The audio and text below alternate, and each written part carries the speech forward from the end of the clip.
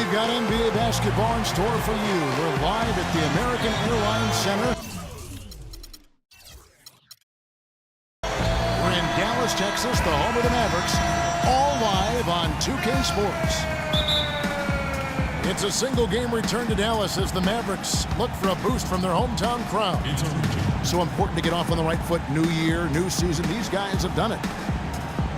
You know, for some teams, it takes a little time to get into a groove, to find the traction you need to start the season, but not for this squad. I mean, they've been playing like they have a chip on their shoulder. I like the edge I see out of them. Yeah, I like it too. They're playing angry. I mean, they're really taking it at people, being aggressive, looking to attack right from the outset.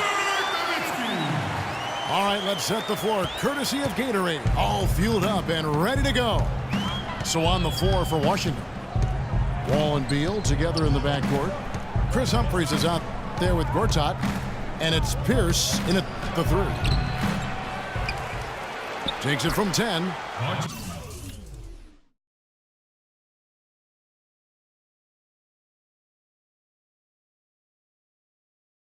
Gortat.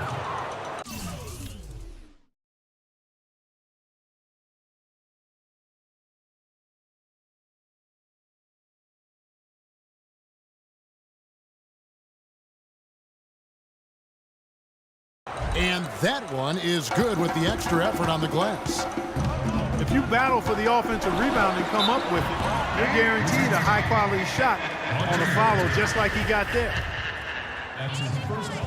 Devin Harris originally signing a 3-year, $9 million contract with the Mavs going into last season, but had to settle for a 1-year minimum contract after the physical revealed he had a dislocated toe. And Harris missed the first half of last season, but then Clark, when he returned, he played fairly well. Kevin, I thought he still had that burst of quickness combined with solid playmaking, and he's a nice combo guard to have on the roster. That's good. There's a chance he could have a big game if they don't D him up more tightly on the perimeter.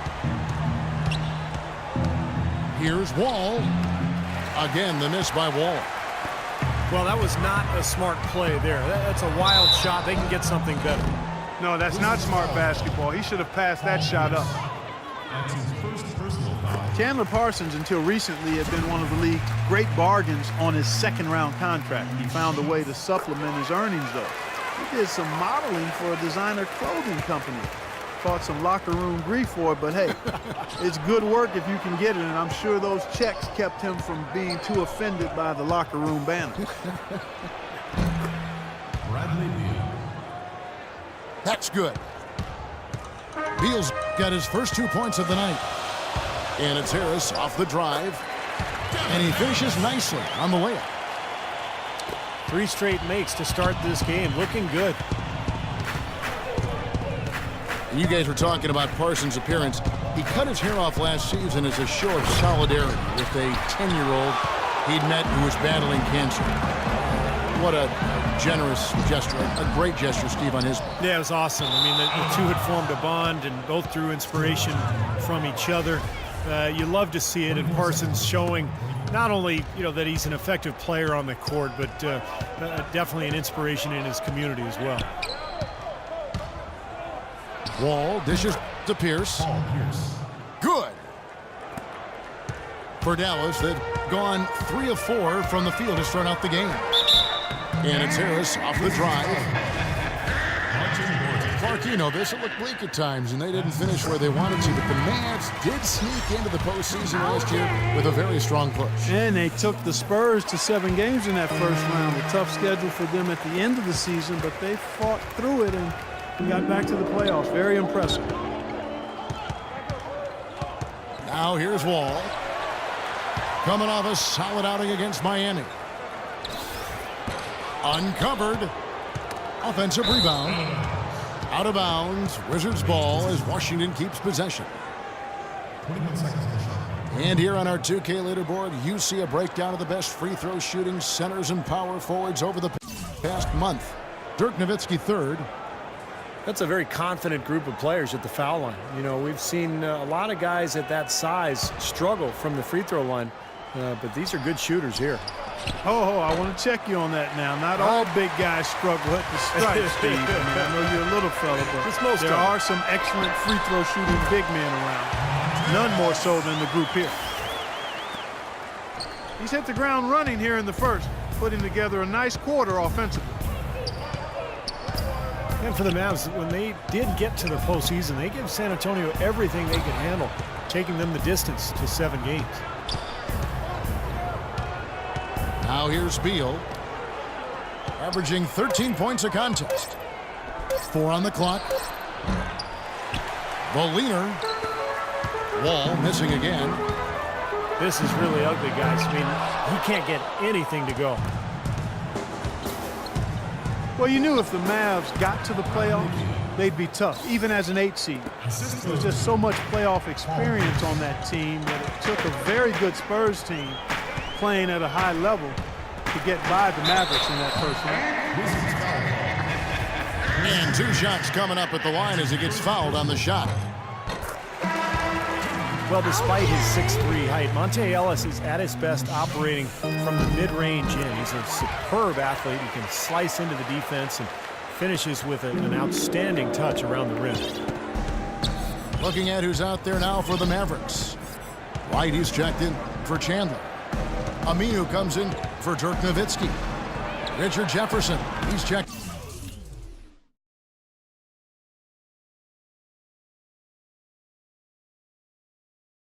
in for Chandler Parsons. And Barea subbed in for Devin Harris. That is not enough coverage. Got to do better than that defensively. Basically no coverage. I mean, defense did not look very good there. And you talk to some coaches around the NBA, they say that Monte Ellis is the closest thing in the league right now to an Allen Iverson. I would not disagree with that comparison, Kevin. I mean, you look at the quickness, the agility, the ability to score amidst the tall timber is really unique at his ability to finish against taller players, and you love the fearlessness. That's what really was the hallmark of Allen Iverson, and I see some of that in Ellis, too. Dallas making a switch here. Crowder's checked in. And it's Butler missing. Boy, even though he missed, you can't give up that kind of a look very often.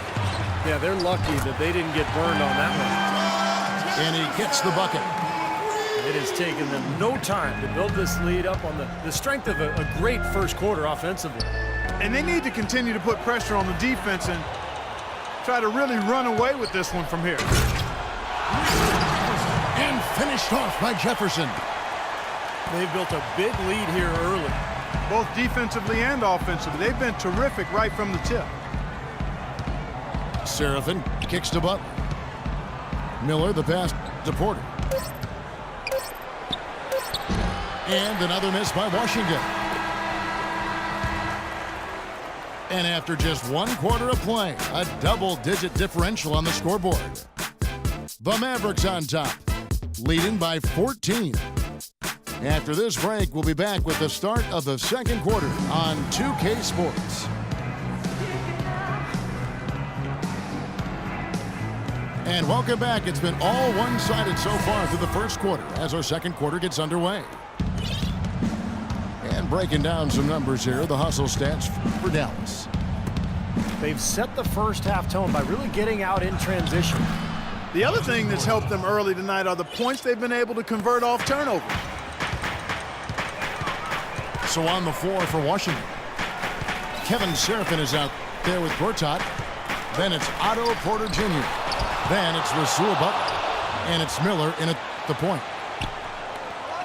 Aminu dishes to Crowder. It's rebounded by Seraphin.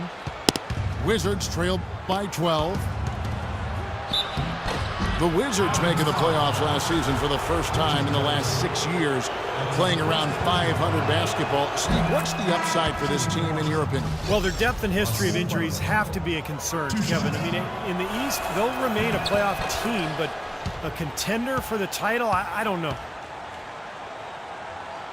Looking at who's out there now for the Mavericks. Nowitzki comes in for Brandon Wright. And Chandler Parsons in for Al-Farouq Aminu. And then for Washington, Pierce is checked in for Kevin Seraphin. Bradley Beal comes in for Porter. And John Wall subbed in for Miller. And, you know, part of the depth issue for the Wizards is they struggle to find difference makers in the draft. Aside from taking John Wall first overall back in 2010, their selections have more than often left a bit to be desired. So timeout called here, the first for Washington.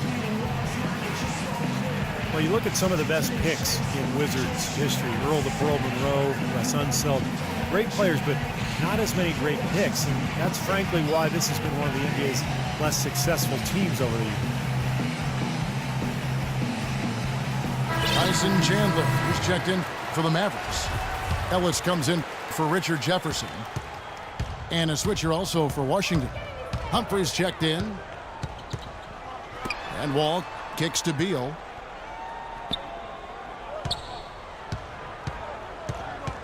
He dishes it to Gortat. And he gets it to go. Gortat's got his third basket of the night right there. Well, they really started to come on here in the second.